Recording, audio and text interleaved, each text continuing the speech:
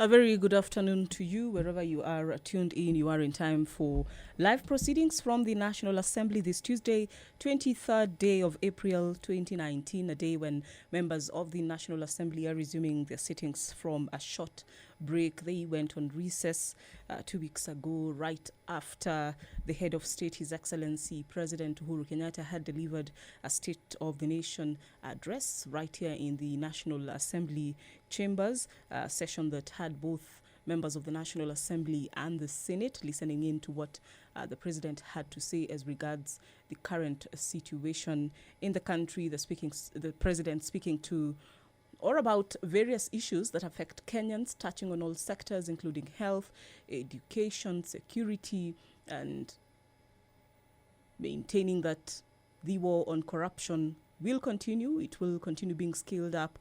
It will be sustained to ensure that no more public resources are lost. This afternoon, 3 bills and 2 motions lined up for debate in the House. The motions: 1, a report on the examination of the financial statements of the Independent Electoral and Boundaries Commission. It was laid on the table of the House on Wednesday, February 27th, 2019. And this afternoon, members shall consider a number of issues, some bits of this particular report, which the Speaker, in his communication on the 14th of March this year, declared inadmissible and subsequently expunged. And members shall this afternoon deliberate on those and decide whether they are indeed inadmissible and therefore need to be removed from this particular report. Another one is a report of the Kenyan delegation to the sessions of the African, Caribbean, Pacific and European Union and African, Caribbean, Pacific Parliamentary Assembly, ACP-EU Joint Parliamentary Assembly. This session, one was held in Brussels, Belgium from 13th to 20th June 2018, and the other from 9th to 11th October 2018, still in Brussels, Belgium.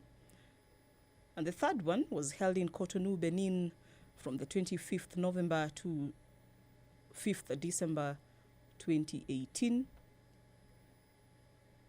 And representatives of the National Assembly who attended those meetings will be briefing their counterparts here in the House on what exactly transpired and what recommendations were made. The bills before the House for consideration: the Statute Law Miscellaneous Amendment Bill number 2, National Assembly Bill number 13 of the year 2018. It concerns amendments to 15 pieces of legislation. Members will be deliberating on those amendments in a committee of the whole House. They include the Betting, Lotteries and Gaming Act Cap 131 that seeks to amend the Act and reduce the amount of betting and lottery tax payable by operators and have part of it being paid out in winnings. There is also amendments to the Dairy Act Cap 336 that proposes the inclusion of goat and camel milk in the definition of dairy milk alongside cow milk.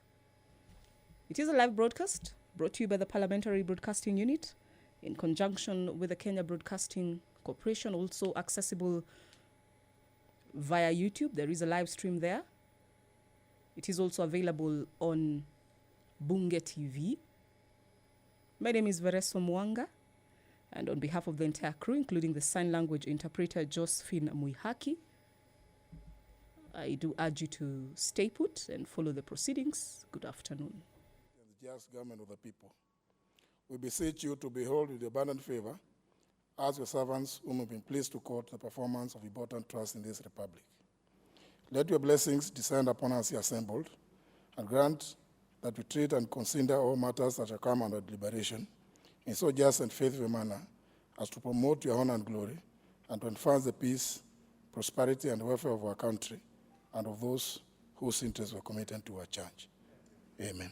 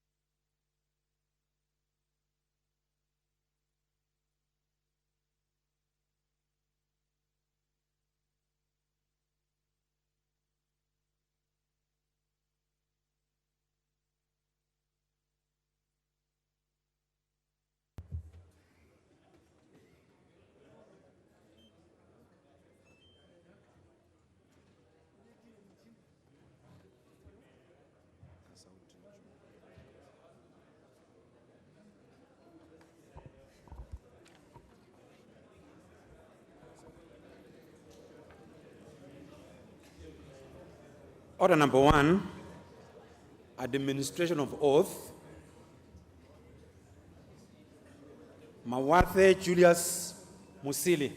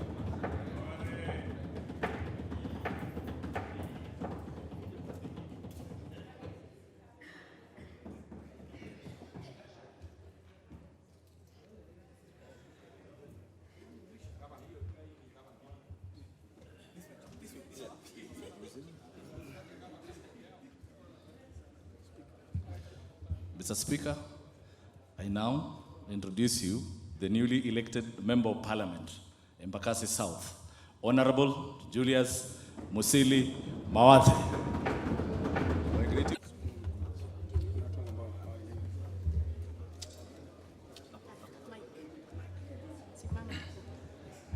Nadhibitisha kwa dhati kwamba nitakuwa mwaminifu na mtiifu yangu ya ubunge kwa uaminifu na uangalifu. Mwenyezi Mungu nisaidie. Mungu ananipenda.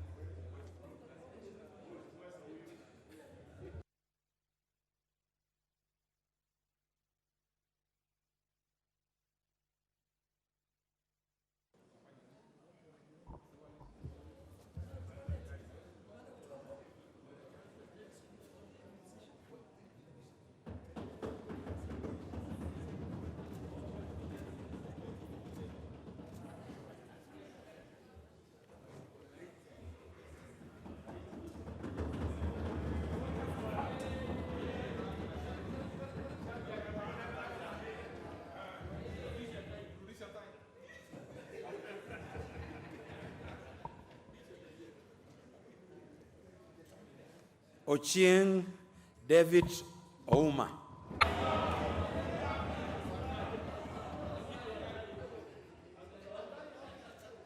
Constituency, the Honourable David Ouma Ochieng.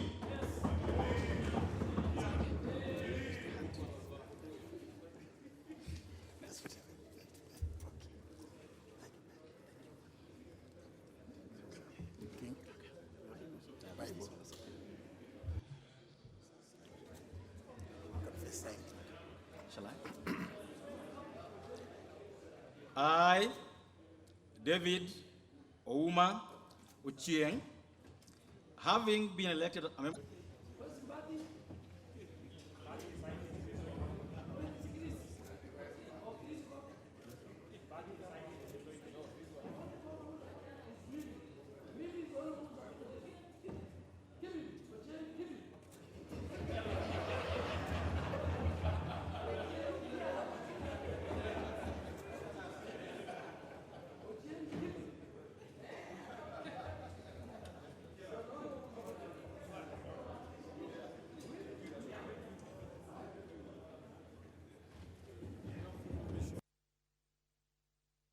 Honourable members, you may now congratulate the newly sworn-in members.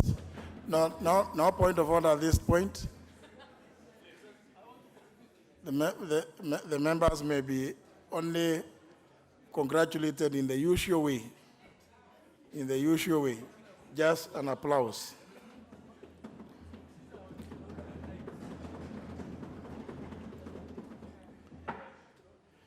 Yes, what's your point of order now, Honourable Duale? I'm sure the people of Uganda decided not to look at party, decided not to look at party leaders, they decided to look at the people's representative.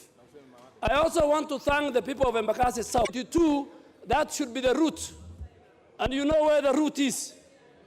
That they must, when few people can decide the people's choices. And I really want to send my condolences to Honourable Junet, Honourable Mbandi, and many others who made sure that people of Wajir West will also say Kolosh Tibim, Kolosh Tialala. And that is where Kenya is going. Thank you, Mr. Speaker.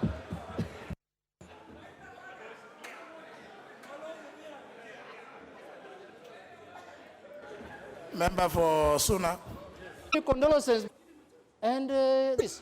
And he has pledged loyalty to me as the leader of ODM, Mr. Speaker. And said that, Mr. Speaker, I am very to escort him, Mr. Speaker. It's under my authority, Mr. Speaker, that Opio and I have to escort him today. Otherwise, he will not do it. Opio and I knows the consequences, Mr. Speaker, of doing what he has just done now. But, Mr. Speaker, it is good that now our politics in this country has gone to a higher level. Where the swearing in of the Honourable Julius Mawathe from Embakasi South in Nairobi County, and those from Ugenya constituency who came to witness the swearing in of the Honourable. The excitement should be over. Decision on the following bills. 1, the assumption of office of the County Bill, Senate Bill number 1 of 2018, and 2, the County Government Amendment Bill, Senate Bill number 13 of 2018. Honourable members, you may recall that the assumption of office of the County Governor Bill, Senate Bill number 1 of 2018, was passed by the National Assembly on Thursday, 6th of December 2018, with amendments. The message in respect of the assumption of office of the County Governor Bill, Senate Bill number 1 of 2018, conveys that the Senate agreed to all the amendments made by the National Assembly to the bill. This therefore signifies the completion of the bicameral passage of the said bill. This being a Senate bill, it follows that the Speaker of the Senate will refer it to his excellency. Paragraph A requires the Speaker to cause a bill received from the Senate to be read a first time upon conveyance from the Senate. Accordingly, I direct that the County Government Amendment Bill, Senate Bill number 13 of 2018, be read a first during the next sitting of the House.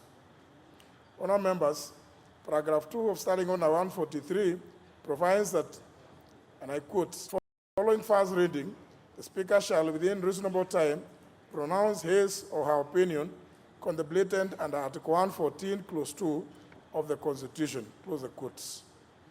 The opinion envisioned under Standing Order 143.2 is a pronouncement by the Speaker as to whether a bill originating in the Senate is a money bill in terms of Article 114 of the Constitution. In this regard, I direct that after the first reading, the bill will be referred to the Parliamentary Budget Office to offer advice that will enable the Speaker to form the opinion contemplated under Standing Order 143, Clause 2. Thereafter, I shall guide the House accordingly on how to proceed with the consideration of the same bill. I thank you, no members. Order number 4, petitions. Member for... Member.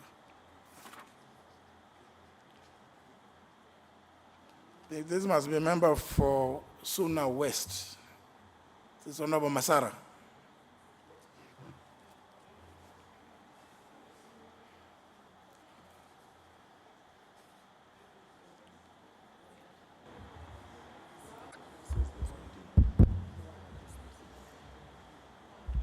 Yes, thank you, Mr. Speaker, for giving me this opportunity to petition or to read this petition on behalf of the lecturers of Kisii University Migori campus.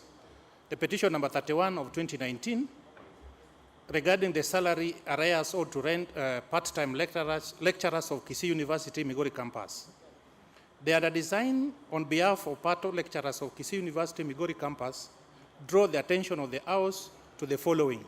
1, that Article 41 deposited into the account of some lecturers and any inquiry of land.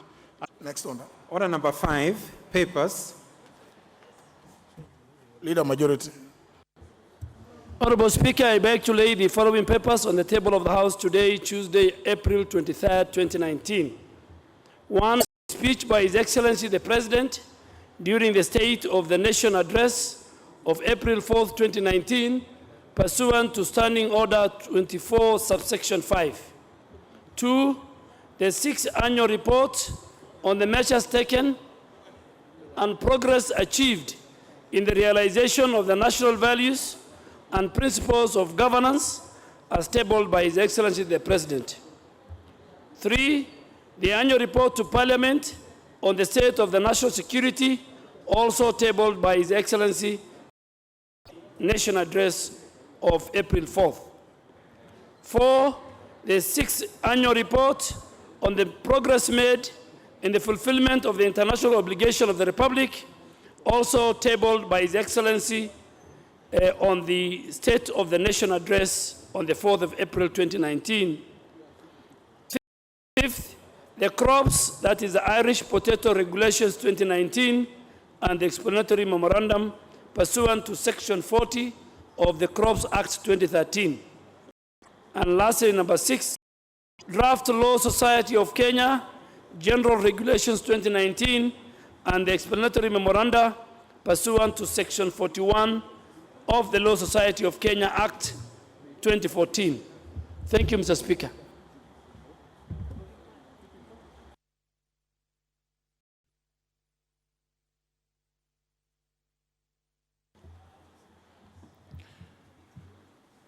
Honourable members, as you are aware, I'm sure the Leader Majority will be proceeding to move some amendments, but I think it is some... We have the opportunity to table the special audit report of the Auditor General on the proceeds and utilization of Eurobond as presented by the Auditor General. I beg to table.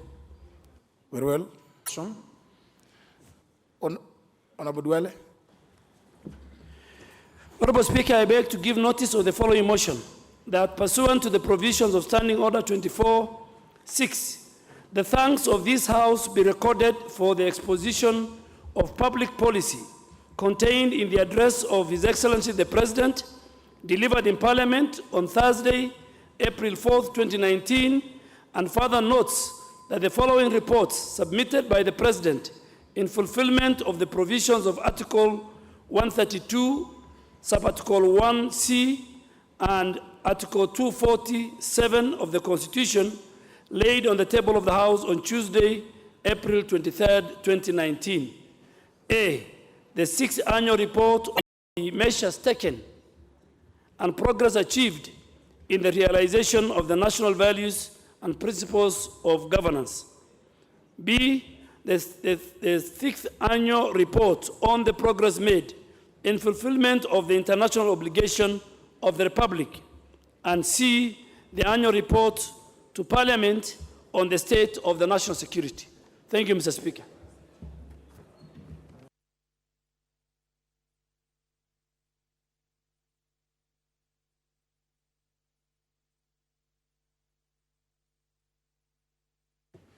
Yes, I think my attention was being drawn to the fact that the Honourable Duale did indicate that the thanks of the House be recorded. And with regard to some of the reports, they are to be noted.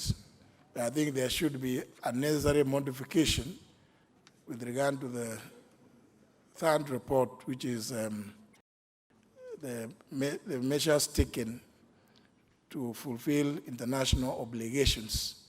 The Constitution requires that that be debated in the National Assembly. So that be debated in the National Assembly.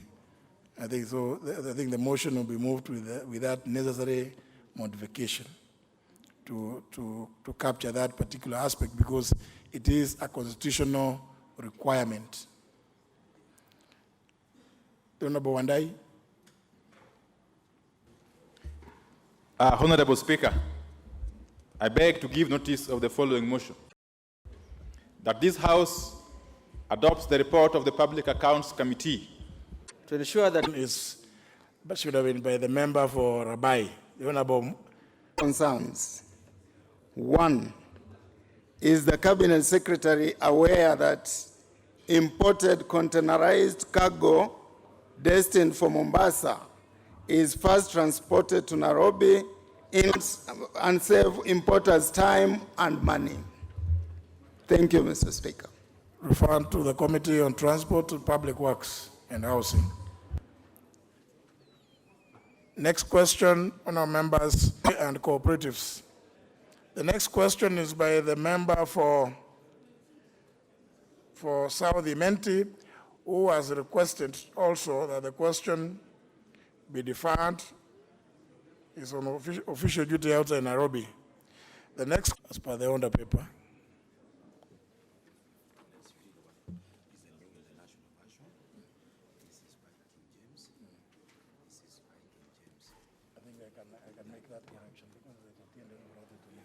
Great moment in that, as you notice, the Honourable Julius Musili Mawathe carried up 3 books. Do so that indeed all the 3 books are the Bibles. This is the Holy Bible. It's called the New International Version. Swore by the Bible, not by a combination of many books. Well, 1 Bible, another, and 2 Bibles, and 4 Bibles is still a Bible. Attention to the fact that the honourable member may have been swearing both by the Bible, the Quran, and the Korah or Torah, and we needed to confirm that indeed he swore by the Bible. So I wish to confirm to the House that the Honourable Mawathe indeed swore by the Bible. The shifts in traditional gender roles at home, work, and in the public, and identify strategies, programs, policies, and legislation.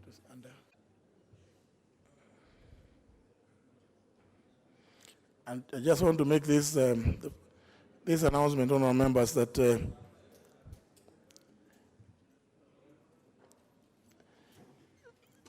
when we next order, clerk. Next order.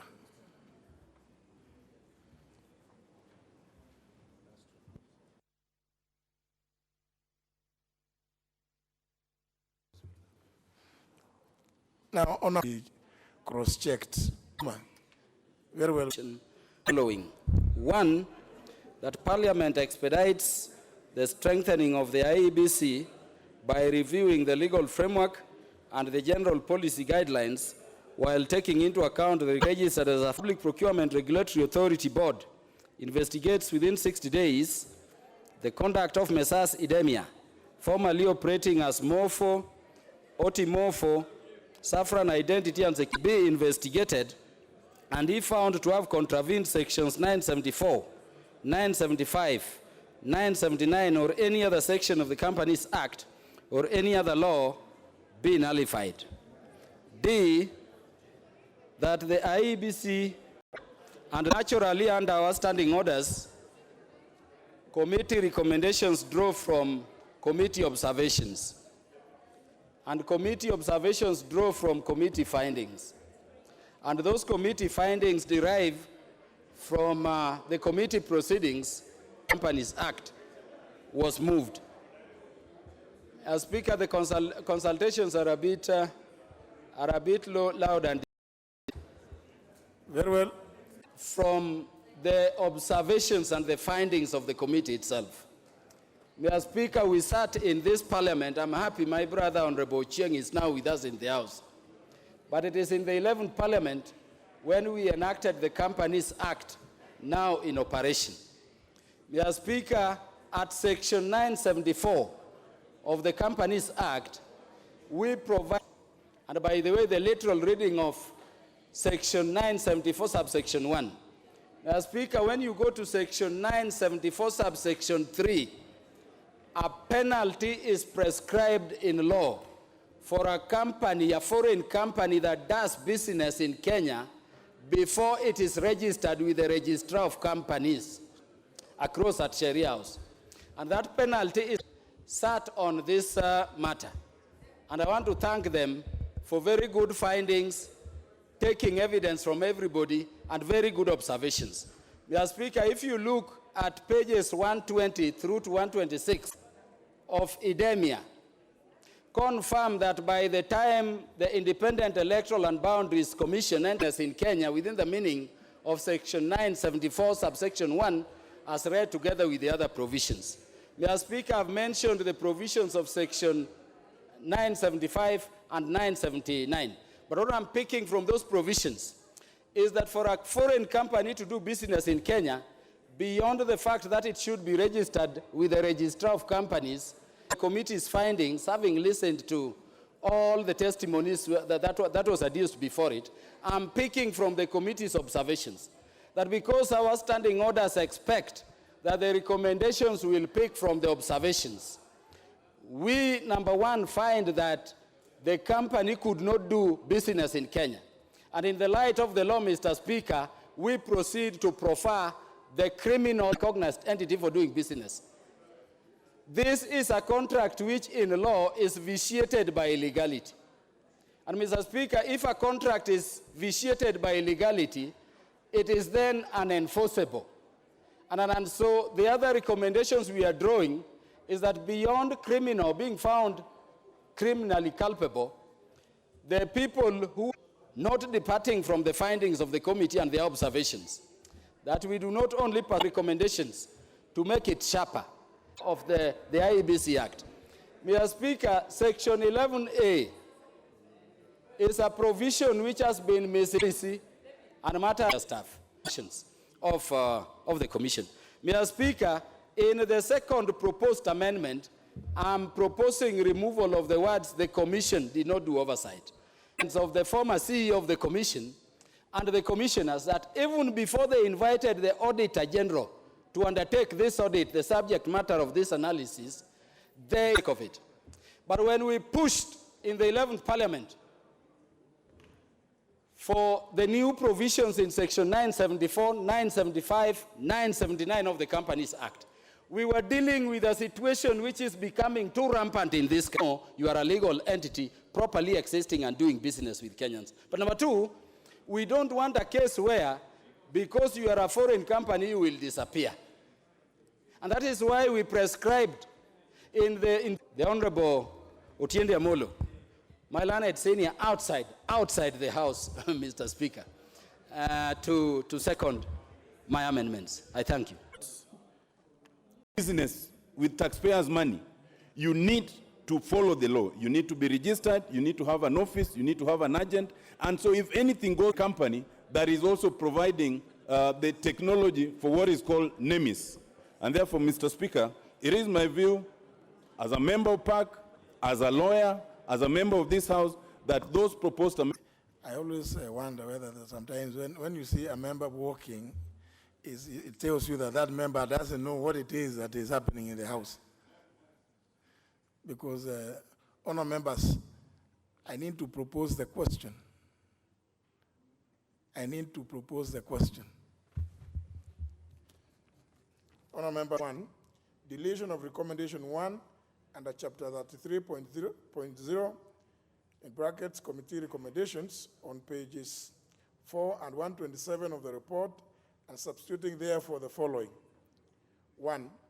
Parliament expedites the strengthening of IEBC by reviewing the legal framework and the general policy guidelines while taking into account the 127 of the report. Roman 3, insertion of the following recommendations: 9A, B, C, D, and E under chapter 33.0 committee recommendations on page 128 of the report. MS Idemia, formerly MOPO, OT MOPO, Saffron, Identity and Security, close the brackets. 9, noting the committee's conclusions and observations on pages 120 to 126 relating to Idemia regarding its engagement. 974, subsection 1, read together with section 975 and 979 of the Companies Act number 17 of 2015. B, that pursuant to the provisions of section 41 of the Public Procurement and Asset Disposal Act 2015, the Public Procurement Regulatory Authority board investigates the repository of debarred firms and ensures that the firm is precluded from participating, award, or entering into any kind of procurement contract payable using public funds under any state department or agency in the Republic of Kenya for a period of 10 years. C, that all contracts entered into between the company known as Messrs. Idemia in its current name herein or in its former names of MOPO, OT MOPO, Saffron and Identity and Security, and the IBC, and Messrs.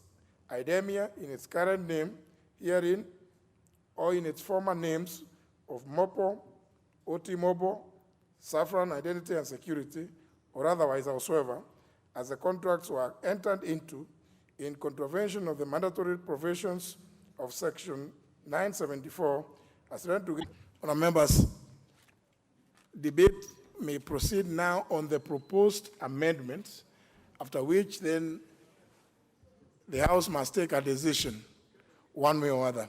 So for the time being, debate is on these proposed amendments. And I took the liberty to read through those recommendations so that everyone understands what the net effect of the amendment is. No position on these proposed amendments. We neither support nor oppose. We remain indifferent. But, Mr. Speaker, as I say so, because you know, Mr. Speaker, we want to leave it to the wisdom of the whole House to make a decision on the proposed amendments. But as I say so, indeed, the officer of Parliament attached to the committee, the legal officer, had a contrary opinion to the opinion of the proposer of these amendments. And that's why we insisted that we get a formal legal opinion from the office of the clerk. And indeed, I did write to the office of the clerk, and I got a response, a legal opinion on section, a considered opinion. There's so much noise here. It is our consultation, yes. It is our considered opinion that foreign companies bidding for open international tenders floated in Kenya do not have a legal requirement to be registered. In addition, if there was such an intention, then Section 974 of the Companies Act and Section 89 of the Public Procurement and Asset Disposal Act of 2015 would have not say more. I just want to bring this into light so that the House, as it debates, is cognizant of this opinion. Yeah. Thank you, Mr. Speaker.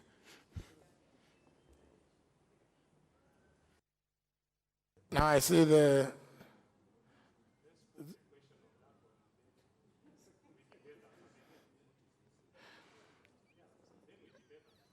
It's just shying away from being bold and saying whatever the recommendation the Honourable Kaluma is putting across, actually from the technical team of Parliament, it was opposed. Mr. Speaker, I serve in the PIC committee, and the practice has been otherwise, because we've had issues of procurement and many internal enforcement. And when you look at this tender particularly, they started, you cannot pass the law retrogressively, Mr. Speaker. And that's why it has good ideas, yes, but the practice has been otherwise, Mr. Speaker. And again, when you look at the recommendations, they've brought in the issue of, I humbly request, unless there's that specific value added, this recommendation to me, Mr. Speaker, is going to be very ambiguous. It's not going to be implementable. It's going to bring a lot of issues here and there, which will not add any value. Thank you so much, Mr. Speaker. And this being my maiden speech, Mr. Speaker, I want to take this opportunity to thank all the good people of Ugenya, the young people there, the women there, and the old people there, Mr. Speaker. For one, I'm going to put my best foot forward. I'm going to work my heart out to ensure that the votes that you cast for me are not in vain. I'm certain that God was in this, and that is going to lead us in ensuring that your wishes and your desires are then reached through my being in Parliament. Mr. Speaker, Mr. Kaluma, or Honourable Kaluma, I want to address the Speaker. Mr. Speaker, mine is a legal issue. That's why I'm waiting for your ear. It's a serious legal issue. Issue of whether they portend very huge legal ramifications. It means not just this idemia, it means so many other companies that have been doing business in this country may fall under this. And it may easily, Mr. Speaker, make this country fall into a serious tornado. And I'm happy, Mr. Speaker, for the new iPad I came in today. I was taught how to use it, and I can tell you it's so good. I don't have to carry any paper again to Parliament, and I've been able to interact with it. It's so easy to use. So the day that this company that supplied this iPad then fall into these kind of things Honourable Kaluma is talking about, you are saying that they will ask you as chairman of the PAC to be legally charged because that company wasn't qualified at that time. This requires your ruling, in my opinion, not a debate and being decided on a vote. This is a pure legal issue that requires a legal and, in my opinion, a reasoned ruling from yourself. Thank you.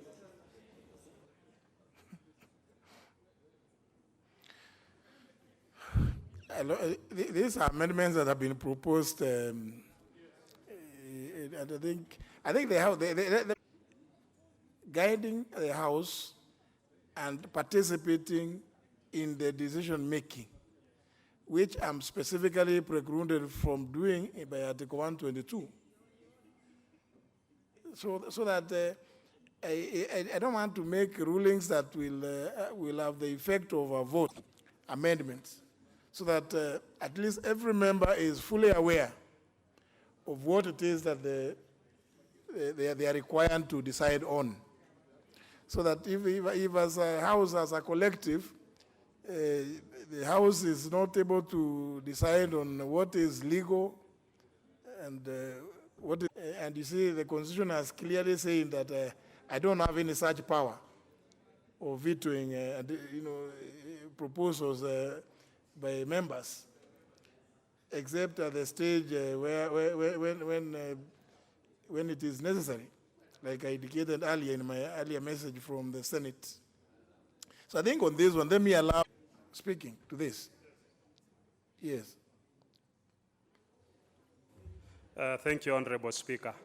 Honourable Speaker, I stand to support the amendment by Honourable Kaluma. Mr. Speaker, when we talk of the Companies Act that was amended in 2015, the procurement by the Otimofron was 27. You need to have a PIN number, and that means you have to be registered. You cannot pay tax without you being registered within this company, within this country. So for any international, and that's why we can... to support the amendment by Honourable Kaluma. First, let me just speak as a citizen of Kenya, as a citizen who cares about the affairs that go on as we go along. Mr. Speaker, secondly, the question that should be accurately considered is when did the revised company ambiguity? I think that we should not in any way, as a country, lean towards a status that would make us a banana republic. Prejudice a priori to the companies that have been named. Have we asked the person on the street whether companies that do business here should be liable in the event of any reason thereafter, for example, malpractice? I plead with our brilliant lawyers who are in this house that I would like them to exercise their minds in the process of how to clean up this process to make these companies liable, rather than clarify how issues in financial management, where we are blaming our own citizens at all levels of misconduct, that we allow multinationals who have made Public Accounts Committee, because, Mr. Speaker, if you go to section 974 of the Companies Act, Mr. Speaker, it is very clear that when foreign companies may engage or carry business in the Republic of Kenya, Mr. Speaker, and one condition, this section. Mr. Speaker, literally reading that section, Mr. Speaker, it is very clear that IDEMIA actually ought not to have signed a contract with IEBC, Mr. Speaker, Madam Speaker. But, Madam Speaker, also, I side with the other members who actually see a lot of ramifications in us actually supporting this amendment. Because, Mr. Speaker, today, this afternoon, Madam Speaker, it is also important for us to note that the same company, probably they could be having other running contracts with the Republic of Kenya. Madam Speaker, we have an exercise of Huduma number. Madam Speaker, the same company could be entangled within the same exercise, Madam Speaker, and therefore it is good for us to note that the amendments upping the powers of my chairman, who is my very good friend. But, Madam Speaker, the point I was making home is that as a member of Public Accounts Committee, I want to reminisce that we actually went through a lot of agony, even tracing where we can get these fellows to come before the committee. The amendments, as brought by Honourable Karuma, may cure a lot of things that are happening around procurement in this country, and especially where we have foreign companies engaging in procurement. Madam Speaker, also, we need also to look at the other side of the coin. Madam Speaker, I'm just bringing about these points because I am privy to a lot of information, having been being a member of PAC, Madam Speaker, and therefore probably my submission. But on the other side, Madam Speaker, we need these companies that are engaging in business in this country, Madam Speaker, to have at least a location, a physical location, at least within our borders, Madam Speaker. Because the issues that we have in terms of audit query may require some of these entities or their representatives to appear before this House or any other agency, Madam Speaker. And it becomes very hard for us to not open a local bank account if you are not a legal entity. Therefore, Madam Speaker, we need to look at all those loose ends, Madam Speaker, so that we know whether to support or oppose. And I can see Honourable Karuma is laughing because I am clearly oozing wisdom that can enrich the amendments going forward. Thank you, Madam Speaker. Into our country. And we don't know their directors. He's even lamenting they could even not get the directors to come. We don't know their physical address. You don't know who you are dealing with. So this shoe is in which feet? You're already unable to transact because you don't know much of this themselves in future, because there is the magnitude is so huge that if we tamper with it, we are going to lose things. No, I think that is not the right way to do. I pity the PAC, but that is the truth. We have to clean the house in order to breathe fresh air. It doesn't matter how many things is going to go wrong, but let them go wrong if we can get it rightly done. Lastly, Madam Speaker, if we go on to do business in this way, we have just lost billions of shillings because a company is bankrupt and nobody knew in this damn saga. because no due diligence was done before we engage them in doing business. We can't afford to lose more dollars from Kenyan people in that way. I urge all members, please support this amendment so that we can. I rise to contribute to this particular amendment, and I oppose it. I oppose it on the grounds that what the chair of PAC was refusing to say. It is the practicability of this particular amendment. As Kenya, I think we don't live on an island. We live in an international system. If we need to develop, we must look for foreign direct investment. This comes from major international, multinational corporations, not necessarily from government. These companies are registered in specific countries. What Honourable Kaluma, in his good lawyer judgment and legal mind, I respect him a lot, is that for a company to do business in Kenya, it must be registered locally. That you have paid tax Y in this country, are you going to pay tax X in international framework when you do business across borders? So what we must ask very candidly, because of looking at the practicability of it, and also is almost like saying Kenya should not trade internationally unless a company is registered here. Thank you, Madam Speaker. Member for Luanda, Honourable Omulele. Madam Speaker, I do not think for even one moment that it is tenable for any Kenyan company to go and trade in France or in Europe, in the European Union, where this software, Morpho and Idemia company comes, and they take away our money in huge sums without any ability for us and to recover these monies. I don't think it requires that companies must have a footprint for the committee itself, the PAC committee, to get anyone from this company to come and testify before it. And I think that... Thank you, Madam Speaker. I stand to support the amendment. Yes, I do. As I was saying, Madam Speaker, I stand to support, simply because we have to get to know the companies that are doing business in Kenya. We have to know the directorship of the companies that other citizenry. Then we have set the example.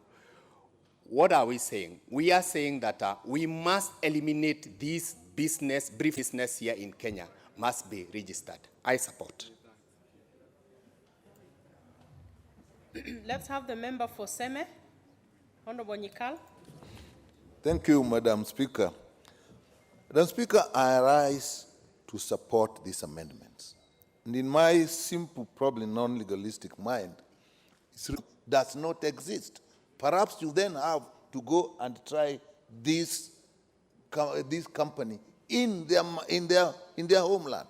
That cannot be. It can happen in an organization that is charged with the responsibility of conducting elections in Kenya, an organization that must have utmost knowledge in law, and that happens under their watch.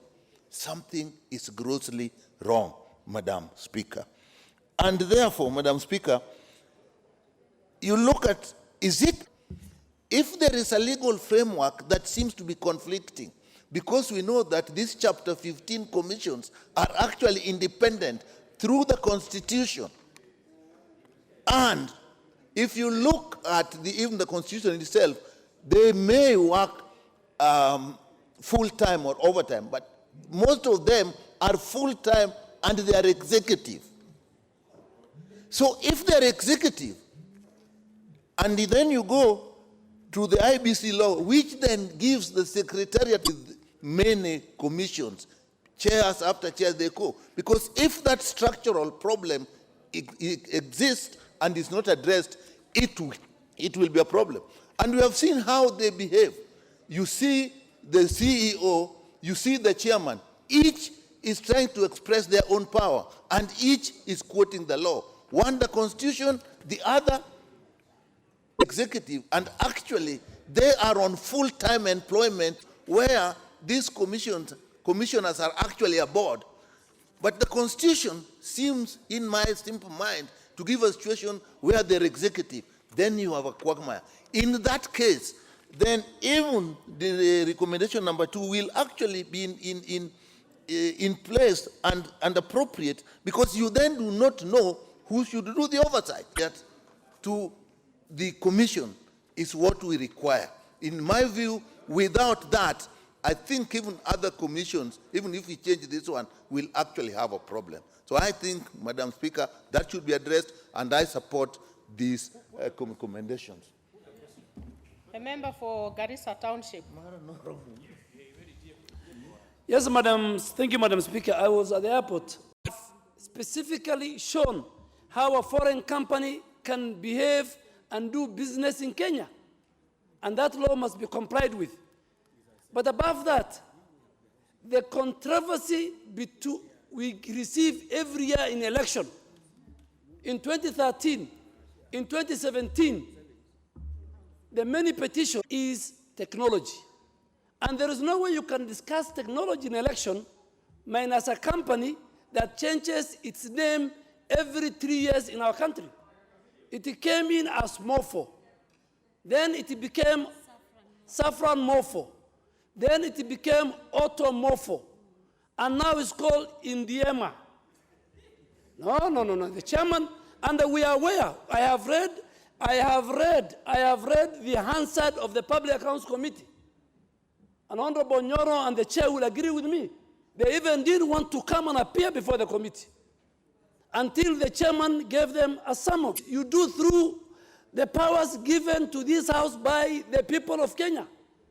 So we must deal with Otimofo, whether they're called Otimofo, or they're called Saffron Mofo, or they're called Duale, we must deal with them.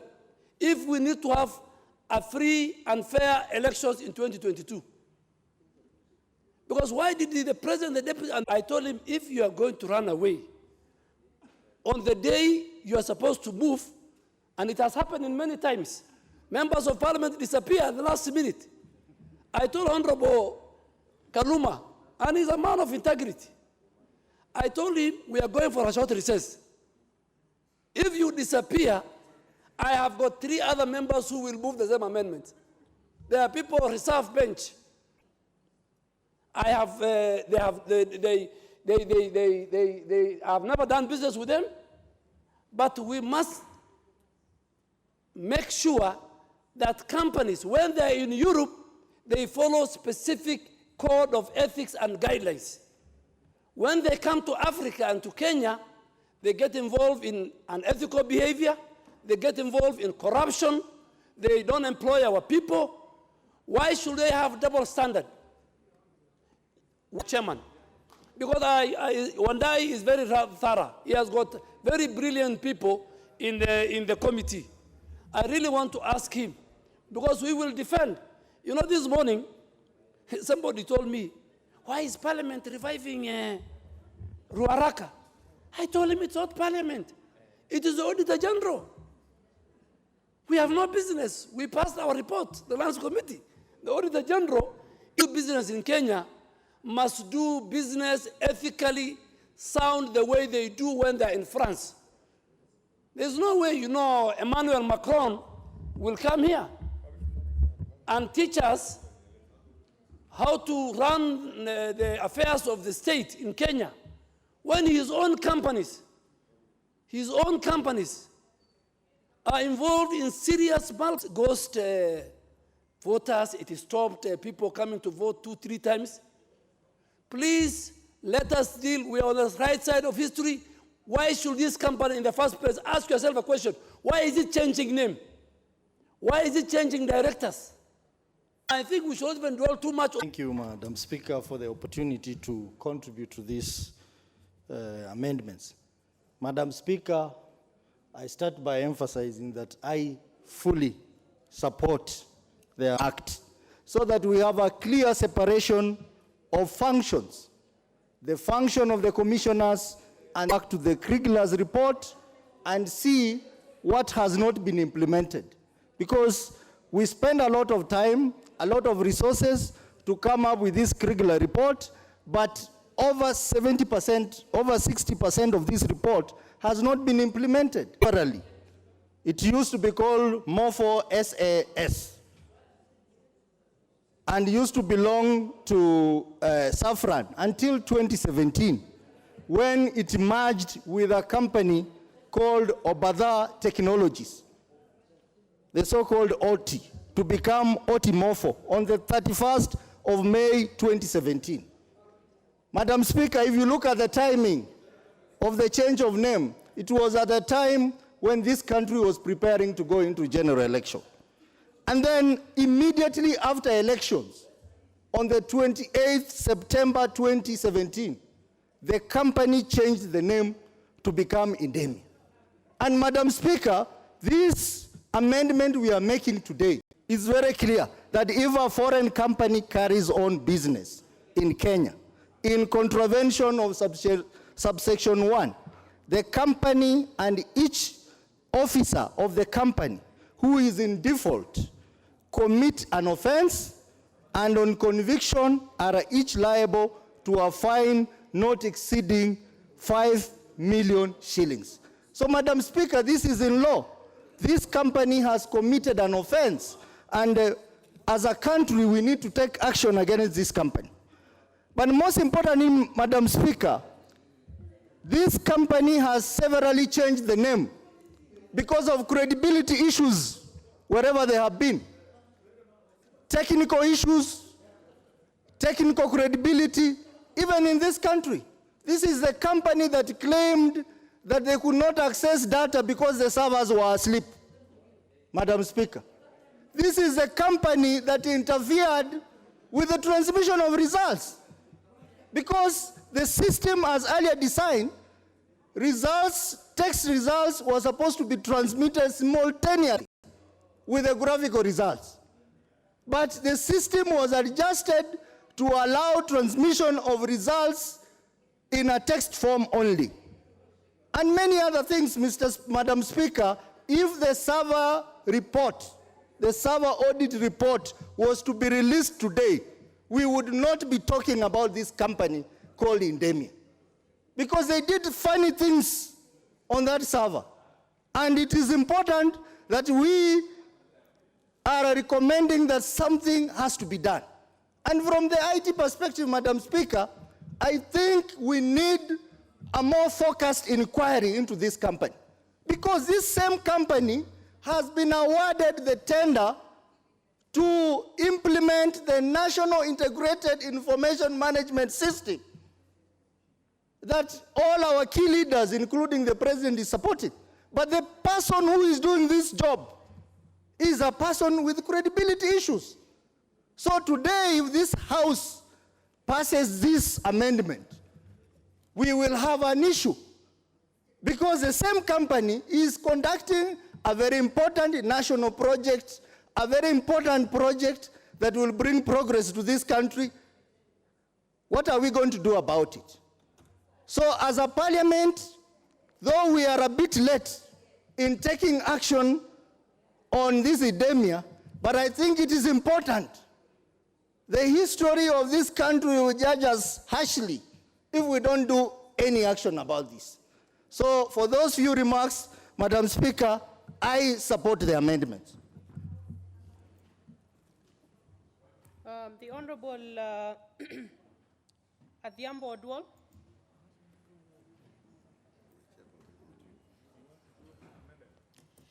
Madam Speaker, I wanted to speak, if possible, after the amendment. I did not want to speak on the amendment. You want to speak to the substantive? To the substantive, motion? yes, Okay. okay, thank you. All right. Honourable TJ? Yes. Madam Speaker, I thank you for allowing me to put in very quick remarks on this because I feel compelled. First of all, I want to take issue through you, Madam Chair, with the Chair of PSC. It is correct when he says that that PSC does not have a common stand on this.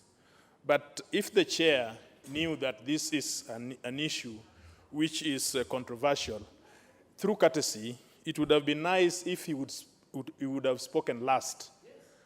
And particularly, if a chair comes to the plenary with an opinion of a clerk or of a legal officer and offers that opinion as though to influence the minds of members, I think the chair of PSC should know the limits of legal officers and clerks.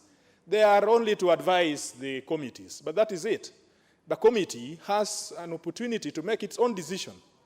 And once it has made this decision, it becomes the decision.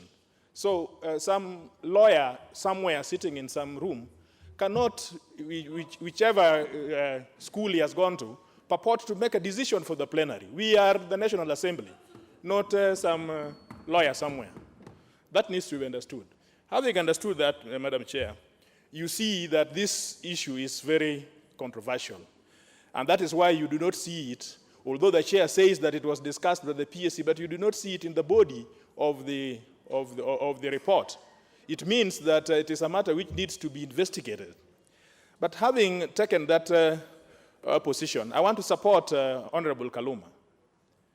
And I'm a ranking member of that committee. If you look at what Honourable Kaluma is looking at, he is only trying to clean up what, by oversight, we may as a committee have left out. First of all, Section 11 is a live issue, both in the report and in the recommendation of the committee. Honourable Kaluma is a man of words, and so he has chosen to give just a few sentences ahead, more than what we gave in the report, to make it clear that we should review, that we should consider repealing. Those are beautiful words. This is what we are called upon to do by this House, to review legislation and see if we can reconcile Section 11A with the Constitution, which makes the Commission an independent and an executive commission. It is the problem we had with anti-corruption. And until we resolved it here by the plenary, it was a big problem. But now it is here with us. This is why there is a rift between the Chiloba team and this other team of the commissioner. We must be able to reconcile what do we think as Parliament. Should the Commission be the ones who give decisions on these issues, or should it be the Secretariat? Otherwise, you set them up for failure. They will fight eternally. But even this issue of more for suffering, is it suffering on saffron? You see, these people who change their names like a million. Kaluma is not for a moment saying that we make a decision on whether international companies will bid for tenders here or not. Kaluma is simply saying, can the DCI and the agencies concerned investigate if at all there was a crime which was committed? That is what their mandates are.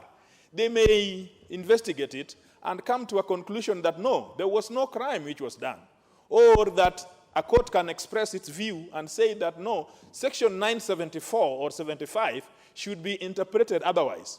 But to come to the plenary and assume the role of an interpretation role of the Constitution and say that this is what we think should happen is not our mandate. And so Kaluma is not really asking anything which cannot be enforced here. He is simply asking that the DCI and the agencies concerned can do an investigative role and see if a crime was done. Now, Section 975, it was done here in the 11th Parliament. I was in the committee of JLAC. We did it in open daylight. We were very conscious with what we were doing. It came before the plenary, we debated it, and we passed it. Today, somebody says that we should, that was not the intention. You can never get this intention of a legislation other than by reading the law. It is what the law says, which is the intention of the law. So to bring in your opinion and decide that there is another better way of interpreting what is clear in the script is not a principle of understanding legislation. And so, you know, Madam Speaker, we have to decide whether we are a country that is led by law or by the jungle. If a law is clear, let's follow it. If the law presents challenges, bring it here to the Assembly and we amend it suitably. But until it is amended, that is the law. So we should just be comfortable, unless it doesn't sit with us well, that this is the law. Let us follow it, because when they were doing the procurement in 2017, they knew that this was the law. Their lawyers should have told them so. And then we proceed from there. If it is going to give us challenges, as I hear people talking about tax and so on, bring those suitable amendments here. And we will consider it against the Companies Act. And we will pass the amendments as it were. But, Madam Speaker, for this, and I rarely support a member for Homa Bay Town, because he's a man who also is given to other things. But for this, and only this, I want to support him, and I think he has come handily, and I think these amendments are correct. Thank you very much.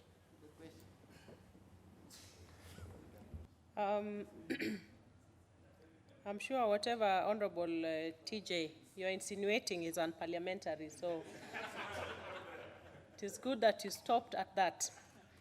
The Honourable Kubai. Thank you, Madam Speaker, for giving me this opportunity to add my voice on this important amendment. Madam Speaker, from the onset, I stand to support the amendment by Honourable Kaluma. And more so, I would also wish the committee to take it with an open mind, Mr. Speaker, because this report was brought here in Parliament for us so that we can debate it, we can give our input, and more so, we make a decision on the same, Madam Speaker. And Madam Speaker, I would like this House to take the amendment seriously, and we pass it and we debate the motion as amended. Madam Speaker, having said that, we should not open our country to be a jungle country, Mr. Speaker, where people will come in and start doing business because they know there are some loopholes in the law, or they have been they have come in through the back door to do business in this country, and in the process, once they loot, once they make mistakes, once they fail to complete the business, they go away, and we don't have the law which will grip, which will get hold of them, which we can use so that they can be punished or be asked to pay back, Madam Speaker. Mr. Speaker. Mr. Speaker, we have got and experiences in this country, Mr. Speaker, of Anglo-leasing, Madam Speaker. We and the golden bag issue, Mr. Speaker. And we are talking even of the problem we had the other day of the dams, Mr. Speaker, where 25 billion has been spent by a company which was already, or which had already been blacklisted. The Honourable Kubai, just 1 minute. The Honourable Wandai, what is out of order? Very well. Proceed, the Honourable Kubai. Thank you, Mr. Speaker. Mr. Speaker, a company which has already been blacklisted, a company which is already insolvent in its own motherland, comes here and gets businesses because of our loopholes in the law, Mr. Speaker. Mr. Speaker, in the 11th Parliament, as many of my colleagues have said, this law was passed and it was watertight. And that is what the committee should have employed when they were looking at this particular matter, so that they could relate the law which was passed in the 11th Parliament to relate it to this particular company and many other companies which, Mr. Speaker, would come in the same way, Mr. Speaker. The amendments by Honourable Kaluma, they are coming in so that we can take in the same breath those companies which try to up and run and jump from one country to the other, trying to look for business, changing names, because first and foremost, before they come here, Mr. Speaker, they look at the loopholes which are in that particular mother country, Mr. Speaker. And we cannot allow our country, Mr. Speaker, the Honourable Iringo, there seems to be a point of order. The Honourable Barirel. What is out of order? Mr. Speaker, I rise on standing order number 95. And Mr. Speaker, I've been sitting here since the debate on the amendment by the Honourable Kaluma was moved. And we've had a lot of discussion on it, Mr. Speaker. And I'm hearing a lot of agreement on the need to support it. I wish to request that you call the mover to reply, Mr. Speaker. Very well.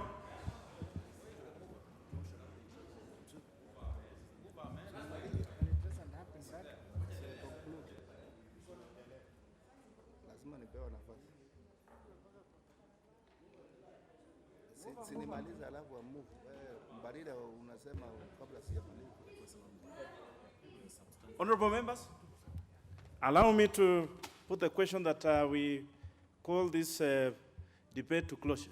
Will as many of that opinion say aye? Aye. Will as many of a contrary opinion say nay? The ayes have it.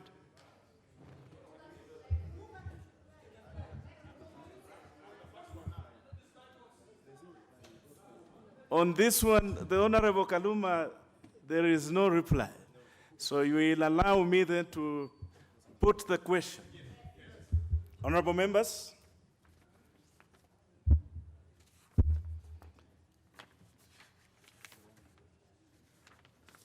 having ascertained that we have the requisite numbers, members, allow me to put the question. That the motion be amended by inserting the following expression immediately after the expression February 27, 2019, subject to 1, Roman 1, deletion of recommendation 1, under chapter 33.0, committee recommendations, on pages 4 and 127 of the report, and substituting therefore the following. 1, Parliament expedites the strengthening of IEBC by reviewing the legal framework and the general policy guidelines while taking into account the recommendations of the Kriegler Commission. Further, Parliament considers reviewing or repealing Section 11A of the IEBC Act relating to the functions of the Commission and the Secretariat to bring clarity to the constitutional functions of the Commission vis-à-vis the administrative functions of the Secretariat. Roman 2, deletion of the words commissioners fail to exercise oversight while the, close of quotes, appearing in the first line of recommendation 3 under chapter 33.0, committee recommendations on page 4 and 127 of the report.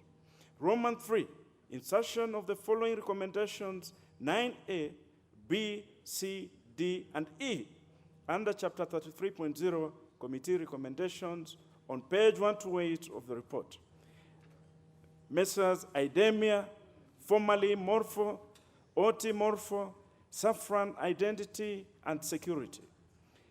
9, noting the committee's conclusions and observations on pages 120 to 126 relating to Idemia regarding its engagement in Kenya, the House further recommends A, that the Directorate of Criminal Investigations and the Director of Public Prosecutions undertakes investigations and institutes appropriate criminal action under Section 974, brackets 3 of the Companies Act against Messrs. Idemia in its current name and in its former names of Messrs. Morpho, Oti Morpho, Saffron Identity and Security, its officers and local representatives for having purported to do business with the IEBC before being registered as a foreign company by the Registrar of Companies and non-compliance with the mandatory provisions of sections 974, subsection 1, as read together with sections 975 and 979 of the Companies Act number 17 of 2015. B, that pursuant to the provisions of Section 41 of the Public Procurement and Asset Disposal Act 2015, the Public Procurement Regulatory Authority Board investigates within 60 days the conduct of Messrs. Idemia, formerly operating as Morpho, Oti Morpho, Saffron Identity and Security, and if it finds the company culpable, enters the names of the company in the central repository of debarred firms and ensures that the firm is precluded from participating, award, or entering into any kind of procurement contract payable using public funds under any state department or agency in the Republic of Kenya for a period of 10 years. C, that all contracts entered into between the company known as Mrs. Idemia in its current name herein or in its former names of Morpho, Otimorpho, Saffron Identity and Security, and the IEBC be investigated, and if found to have contravened sections 974, 975, and 979, or any other section of the Companies Act, or any other law, be nullified. D, that the IEBC takes immediate legal action to recover all monies unlawfully paid under the contracts entered into between itself and Mrs. Idemia in its current name herein, in its former names of Morpho, Otimorpho, Saffron Identity and Security, or otherwise howsoever, as the contracts were entered into in contravention of the mandatory provisions of sections 974, as read together with sections 975 and 979 of the Companies Act, and E, that the Attorney General and the Cabinet Secretary for the National Treasury ensures compliance with the resolution of the House under Recommendation 9B, and any state or public officer who contravenes the said resolution be held personally liable.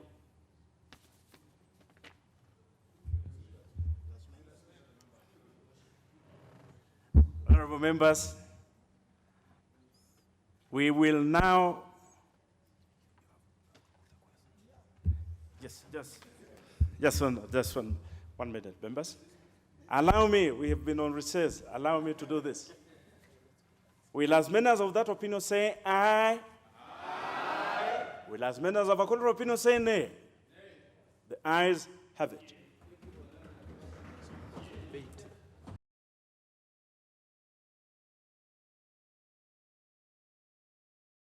To those parts that were expunged by the substantive speaker, those will not be part of the debate. The Honourable Mbarire, what is out of order? Mr. Speaker, I stand again on Standing Order 95.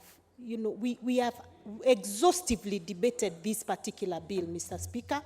And if you recall, even before we went on recess, there was a lot of debate on this particular bill. Please, may I request that you call upon the mover to reply? Honourable members, allow me to put the question that the mover be called upon to reply. Will as many of that opinion say aye? Aye.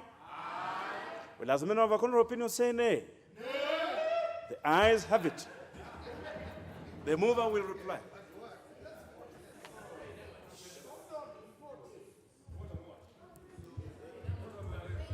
Mr. Speaker, I thank the members for their contribution, and I beg to reply.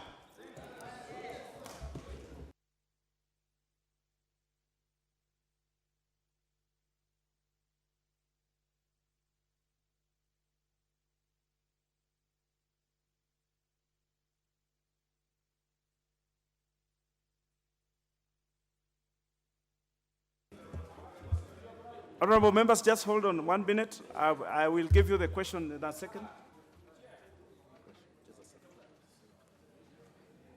Honourable members, just exercise a little patience with me so that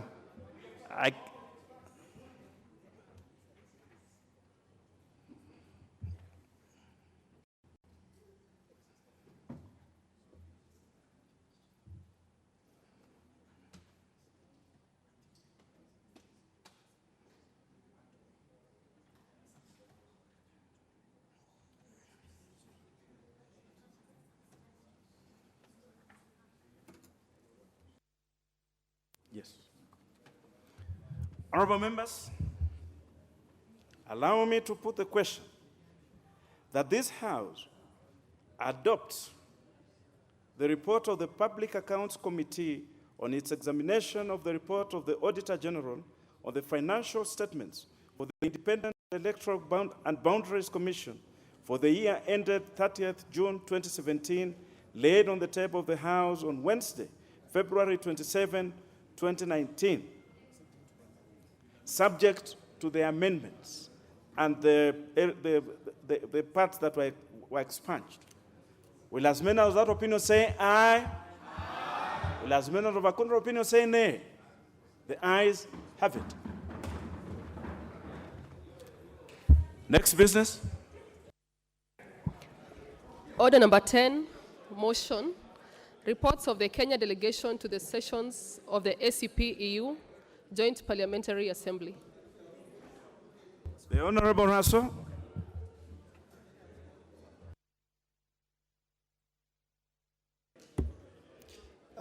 Thank you very much, Honourable Speaker.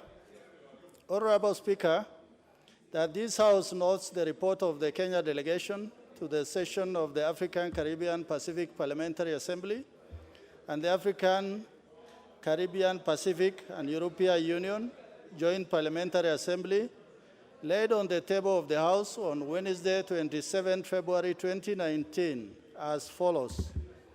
Report of the 50th session of the ACP Parliamentary Assembly and the 35th session of the ACP-EU Joint Parliamentary Assembly held in Brussels, Belgium from 13 to 20 June 2018.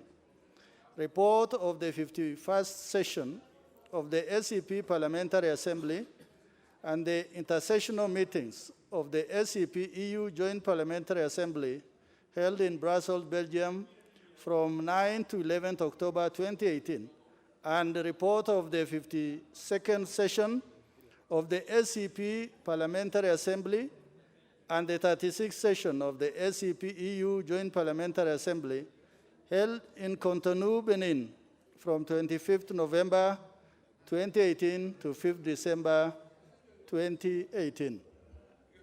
Honourable Speaker, first of all, I take this opportunity to thank the Speaker and the clerks of the National Assembly for having assisted and facilitated the attendance of honourable members to the 3 sessions of the ACP-EU Joint Parliamentary Assemblies. I think the attendance by both the members of the National Assembly and the Senate, and that the leadership of the Honourable Deputy Speaker, I think has been welcome, and he has represented this country to what I would consider to be outstanding leadership in all the 3 sessions, which I intend to present to the House. Mr. Speaker, the ACP is a coming together of 78 countries from the African, Caribbean, and Pacific nations, joined up by EU of 28 membership that forms the ACP-EU, one of the largest gathering of countries and legislators around the world that meets twice or thrice in a year, depending on exigencies in those countries. Mr. Speaker, if I begin with the first, which is the Belgium meeting from 13 to 28 June, I will try to comprehend the report and invite the honourable members to read the report, which is available in the table room, room number 8. Mr. Speaker, the 35th session of the African, Caribbean, and Pacific and European Union Joint Parliamentary Assembly and the 50th plenary session of the African, Caribbean, and Pacific Parliamentary Assembly deliberated on various matters of concern to the member states and exercised scrutiny over the European Commission and the ACP and EU councils through questions and answers. Some of the major areas of deliberation during that particular session is on demographic growth challenges and opportunities, the global impact on migration, immigration, and fighting xenophobia, racism, and discrimination. Mr. Speaker, if we just speak on the first, the demographic growth, what we are experiencing today and what the members of parliament from different regions have realized, the fastest growing region in the world still remains in Africa, while in Europe, there is what you call the decline in demographics. We see potentially one of the reasons of the North-South movement is because 70 to 80% of Africa is actually youth. Youth looking for opportunity, prosperity.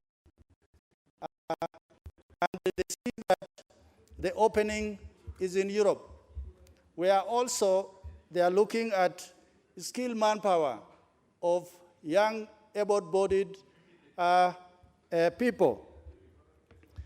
So the UN has come up with a very important convention that is called the Global Impact on Migration, on how we are able to construct and try to structure the movement of people from south to north or throughout the world.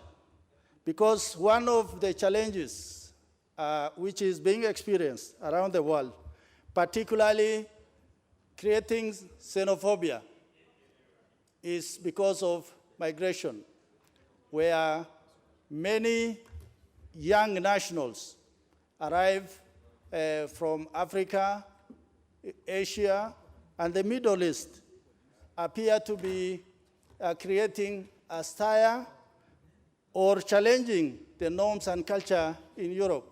It is considered to be a major concern. Mr. Speaker, in the SCP EU, the conference is organized into 3 committees: the Committee of Political Affairs, the Committee of Social Affairs, and the Committee for Economic Affairs. These are the standing committees that actually consider issues that are brought to the floor of the plenary. And once the 3 committees, having discussed the issues as presented, then the main issues are presented to the plenary. While the Standing Committee on Political Affairs, Economic Development, Trade and Finance Committee, and Committee of Social Affairs and Environment consider the following and prepare reports to the Joint Assembly: the ACP, EU relations post-Cotonou, a strong parliamentary dimension, the social and environmental consequences of urbanization, particularly sound management of industrial waste in ACP countries, the impact of illegal trade in phytosanitary products, seeds, and agriculture input on ACP countries' economies. Mr. Speaker, the issues that the ACP EU considers in terms of relationship between regions. On the parliamentary side, the EU is, in post-Cotonou, is trying to move to the regionalization, where they want to directly engage with the African, the Caribbean, Pacific as regions. Whereas the SCP considers unity in strength or for that matter, solidarity, where they are saying negotiate with ACP as opposed to dividing ACP into the different regions. Parliamentary dimension, what has been observed over the years is the tendency for the European Council of the African ACP Council of Ministers, the executive tending to deal directly with each other. So for that reason, what the parliamentarians are saying is strengthen Parliament so that they are able to do oversight, just like in the member states parliament, where they do the oversight of the executive. Secondly, there are issues of concern because the ACP main agenda is trade, aid, and political cooperation. Those are the three sort of very well-defined pillars of engagement with the EU. But over the years, what happens is the sort of negotiation of unequals, where the European Union, through what I would cover later in my presentation, of EPAS, the Economic Partnership Agreement, where it is almost considered that this is negotiation of unequals.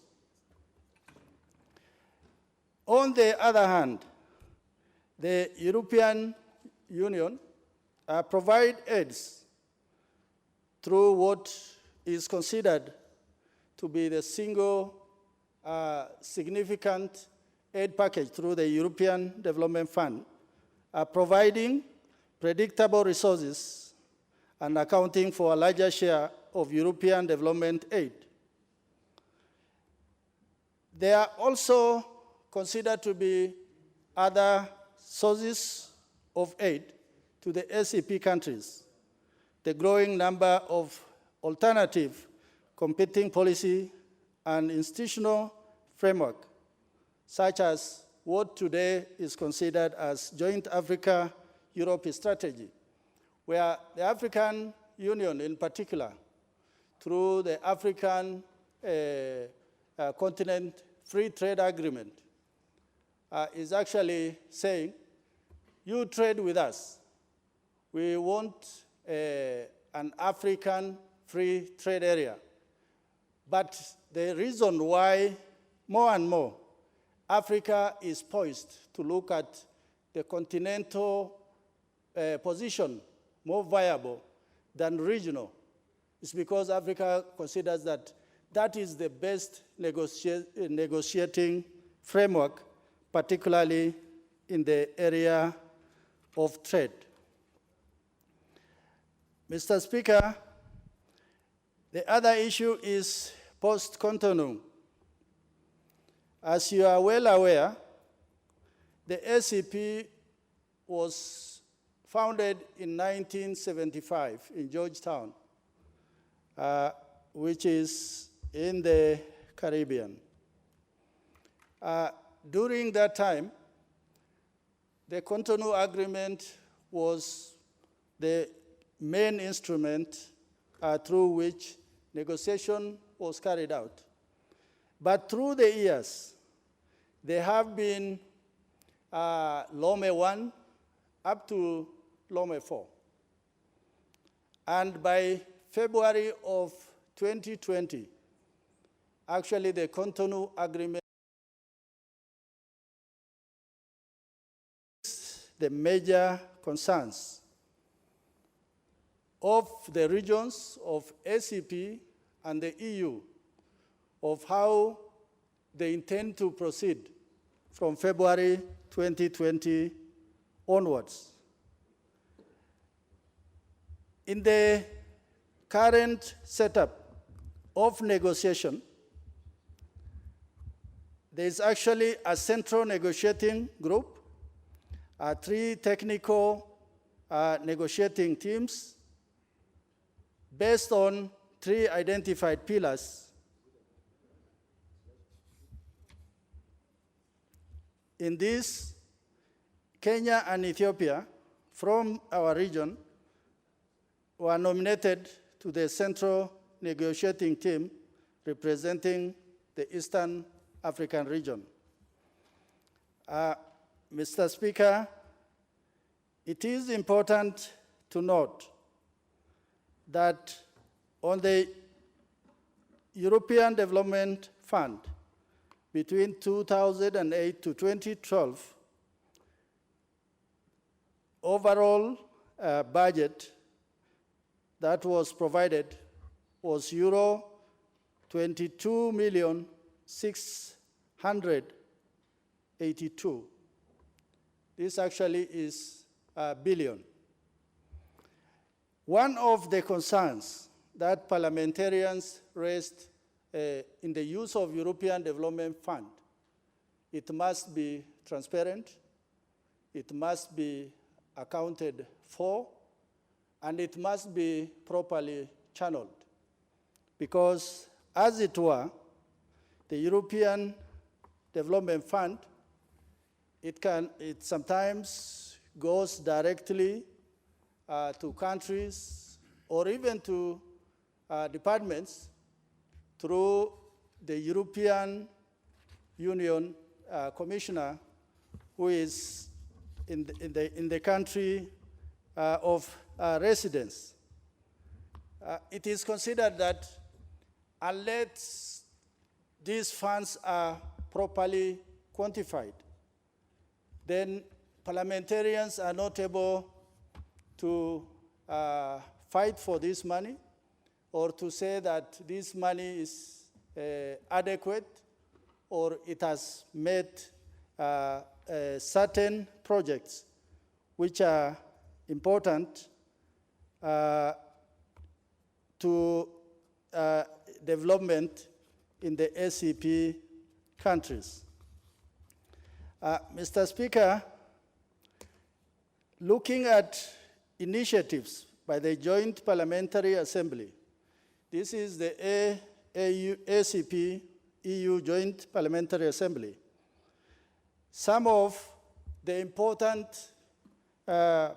matters that they have been able to discuss and also attempting in implementing and reinforcing them in the ACP EU countries include things such as the upgrading of the role of women in developing countries, the integration of environmental policy in development, promotion of trade as a tool for development, particularly by way of economic partnership agreement foreseen in the Cotonou Agreement, the drawing up of rural development programs and micro-projects tailored to the needs of specific communities, the promotion of regional, political, and commercial cooperation,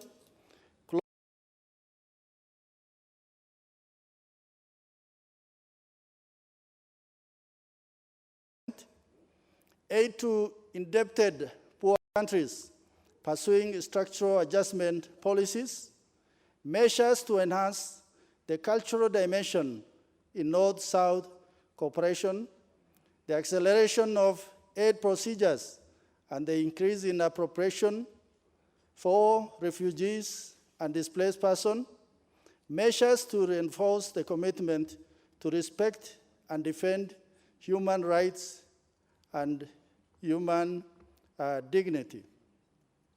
Mr. Speaker, I think it's important also to identify the interest driving the ACP in their relation with the EU. First of all, that relationship is anchored on unity and solidarity Because in the increasingly globalized and regionalized world, I think the ACP countries, which are normally the poor and indebted, developing countries, least developed countries, among others, actually look at how do we engage with the European Union if we stand together or if we are separated.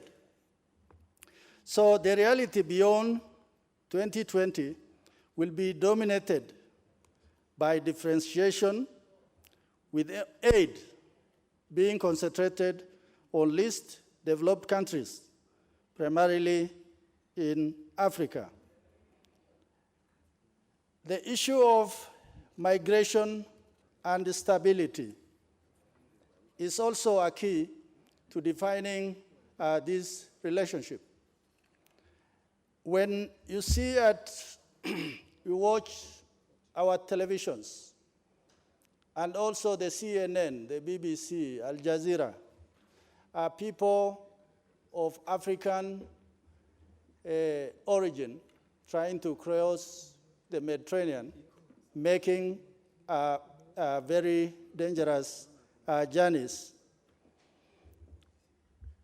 One of the things we have identified, actually the quota of people of the African race attempting to get to Europe is very insignificant compared to the global trend on migration that comes from Asia, Middle East, and Central Asian republics that used to be in the former Soviet Union satellite. For that reason, it is in the interest of both Europe and Africa that migration can be a good thing. Because when in Africa we have the population dividend, that we have young, educated, skilled manpower, and they are experiencing decline, it is important to have a sort of negotiated framework where skilled labor can be imported and from the other side can be exported, so that the idea of thinking that migration is bad can actually be put to an end. Because if we take, for example, Kenya, currently we have many of our young nationals going to Middle East, to UAE, to Qatar, to Saudi Arabia. Many of them are going to skill-based jobs where they are recruited nationally, where those particular skills are identified. I think even for Europe, it is important. That is what the ACP EU Joint Parliamentary Assembly considered, that the migration trend, although there is an attempt to control it, but once it is structured, it can be a force for good. On the economic partnership agreement, I think from 2002, the European Union and individuals as well as groups of countries that together make up the ACP group of states have been negotiating free trade and economic partnership agreements. The general framework of negotiating EPAs is found in the Cotonou Agreement. The overall objective of EPAs are to ensure sustainable development of ACP countries, their smooth and gradual integration into the global economy, and eradication of poverty. Specifically, EPAs aim at promoting sustained growth, increasing the production and supply capacity, fostering the structural transformation and diversification of the ACP economies, and providing support for regional integration by being tailor-made to suit specific regional circumstances. Mr. Speaker, on the EPAs, some of the key features include that they are WTO-compatible agreements, but go beyond conventional free trade agreements, focusing on SCP development, taking account of their socio-economic circumstances and including cooperation assistance to help countries benefit from the agreement. They open up EU markets fully and immediately, but allow SCP countries long transitional periods to open up partially to EU imports while providing protection for sensitive sectors. As it were, Kenya ratified the instrument of ratification. In our region, it's only Kenya and Rwanda that has ratified the EPAs, while the other countries of the EAC have not done so. This in itself challenges EPAs. Is it a good thing? Is it a bad thing? Or are the objectives not good for that matter? Because if EACC is going to negotiate with EU as a region, then we have a stronger position to negotiate with EU. But if we are going to negotiate with EU, then one of the concerns is that it is going to be negotiation of unequals, where Kenya just being one country, or Kenya and Rwanda too, against 27 or 28, then that may not be actually desirable. But what is important, EU is Kenya's second largest development cooperation partner after the World Bank. Similarly, the EU is the second largest destination of Kenya products exports after COMESA, contributing to a third of the total export. Therefore, we believe that for Kenya, being in EPAs is a positive thing, because there are many areas of cooperation, of understanding. Because by cooperating with EU, we'll be able to look at areas of combating terrorism, on the issue of refugees, supporting regional peace and stability, so that you may be aware, today the EU is the largest supporter to the AMISOM peacekeeping in Somalia. And any time that the EU may feel constrained or burdened, then that is going to weaken the AMISOM peacekeeping force and also progression towards a stable and peaceful Somalia. So for us as Kenya, I think there is a lot that we look at in terms of our cooperation, both in terms of governance and trade with the European Union. I think there are also on the areas of development cooperation, economic relation. Kenya enjoyed the EU markets exports worth euro 1.28 billion. That is Kenya shillings 144 billion, and imports worth 213 billion. Our main exports include tea, coffee, horticulture, fish, while imports include machinery, chemicals, and manufactured goods.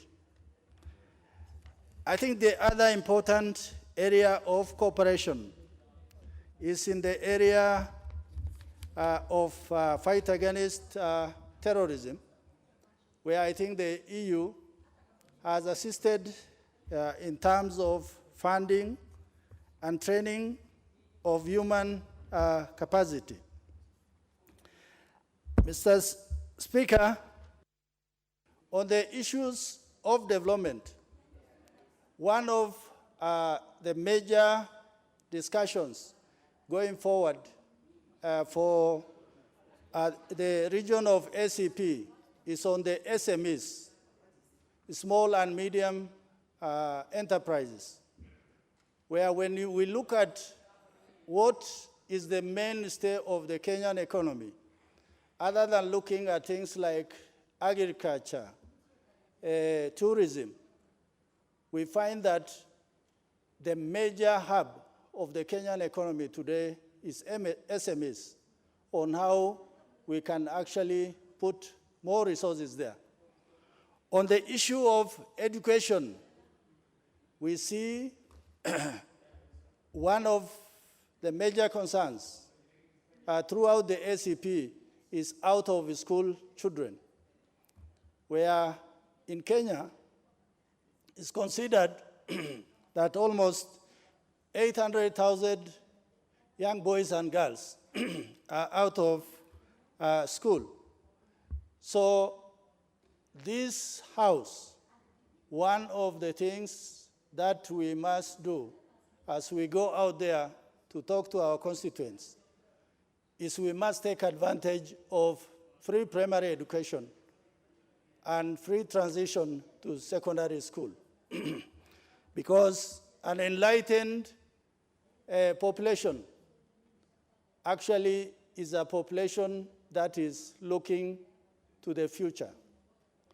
Finally, Mr. Speaker, some of the important areas of concern by the Joint Parliamentary Assembly is illegal trafficking in wildlife and protected species. It takes the Kenyan population a lifetime to secure areas under wildlife. It takes Kenyans so much to actually deny themselves the trappings of what you might almost call the good life to make sure that their habitats are protected. But the wildlife is being destroyed, and so its habitat. It is a major global concern. It is also a concern to our country, as it were. Finally, it is using renewable energy to light up the rural areas. The advantage that we have in our country, because we don't seem to actually value that blessing so much, is because we are able to have sunshine, wind, which are sources of clean energy. This is one of the important areas that the EU and partners have been asked by ACP to engage in actually developing the rural Africa. With those many remarks, Mr. Speaker, I now call upon my young friend, Honourable KJ from Dagoretti South, to second. Thank you, Mr. Speaker. Very well, Honourable KJ. Thank you very much, Mr. Speaker, for this opportunity. And I also want to take this opportunity to congratulate the Honourable Russell for such an eloquent and very well-rounded presentation as he brings this to the House. Mr. Speaker, I'd like to say that I want to second Honourable Russell, and by first stating that the relationship between the ACP countries and the EU countries has traditionally been viewed as a relationship between the colonizer and the colonized. And it is at this point, even as we present these reports, Mr. Speaker, that we see a great opportunity in relooking at the landscape in which the African, Caribbean, and Pacific countries relate with the EU countries. This great opportunity presents itself in the way that the African, Caribbean, Pacific countries are going to conduct the business as we venture into this new epoch that we are calling the post-Cotonou epoch. Mr. Speaker, post-Cotonou discussions are giving a great opportunity for African and Caribbean Pacific countries to re-equal or to reimagine the way these countries engage with their former colonial masters. Mr. Speaker, there has been discussions about how these countries will be relating with the EU, and one of the recommendations that had been brought to the fore is caucusing of regions and presenting themselves individually as regions in front of the EU.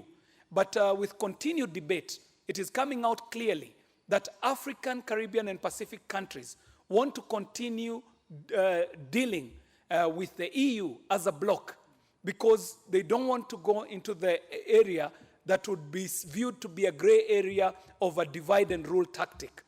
Mr. Speaker, I'd like to quickly say that Kenya does have a great opportunity here to lead for the continent. And it is at this opportunity, it is at this juncture, Mr. Speaker, that I'd take the earliest opportunity to say that the leadership in this House is actually leading by example.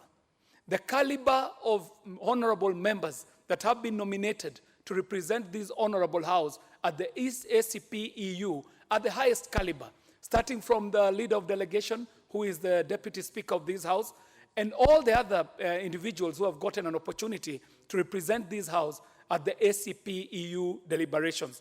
Mr. Speaker, I'd like to also state that I have had opportunity myself to actually represent this very honorable House, and it is an opportunity that I do not take for granted. In a nutshell, Mr. Speaker, I think that on all the fronts that the ACP is going to be relating with the EU, at the political front, at the social front, and at the economic front, Kenya stands the opportunity to not only be the torchbearer and flag bearer, but to also be the thought leader by the quality of members that this House shall be nominating to go and represent us in this deliberation. Mr. Speaker, because of obvious reasons, I will make my contribution very short, and with that, I second. Honorable members, allow me to propose the question that this House notes the reports of the Kenya delegation to the sessions of the African, Caribbean, and Pacific Parliamentary Assembly and the African, Caribbean, Pacific, and European Union ACP-EU Joint Parliamentary Assembly laid on the table of the House on Wednesday, 27 February 2019 as follows. Roman 1, report of the 50th session of the ACP Parliamentary Assembly and the 35th session of the ACP-EU Joint Parliamentary Assembly held in Brussels, Belgium from 13th to 20th June 2018. Roman 2, report of the 51st session of the ACP Parliamentary Assembly and the intersessional meetings of the ACP-EU Joint Parliamentary Assembly held in Brussels, Belgium from 9th to 11th October 2018, and Roman 3, report of the 52nd session of the ACP Parliamentary Assembly and the 36th session of the ACP-EU Joint Parliamentary Assembly held in Cotonou, Benin from 25th November 2018 to 5th December 2018.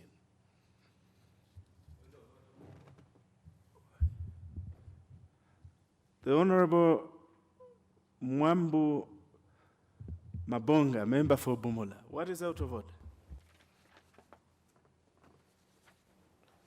Mr. Speaker, from where I sit, my assessment tells me we don't have sufficient quorum to continue with the business of the House, Mr. Speaker.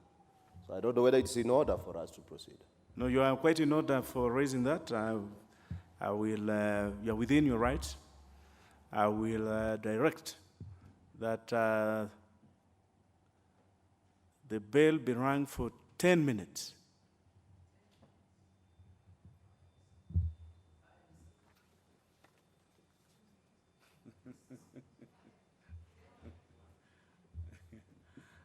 Honorable members, it has to ring for 10 minutes.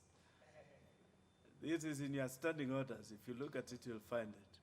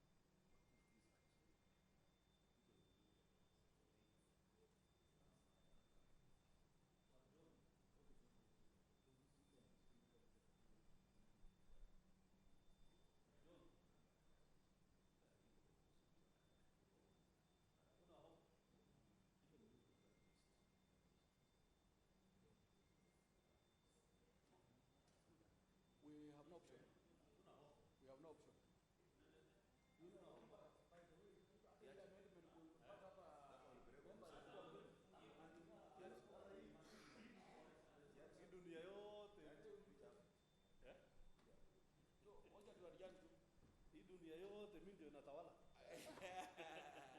Kwani unataka utawala? Ah, bana. Ulihama lini? Nilihama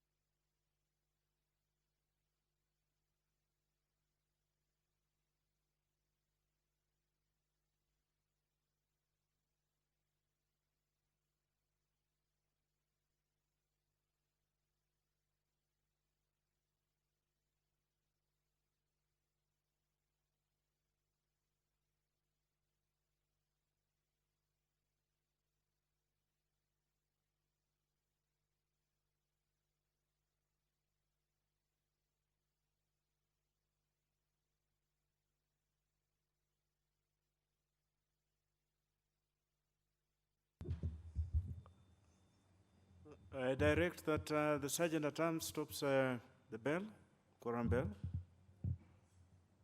Proven. Honourable members,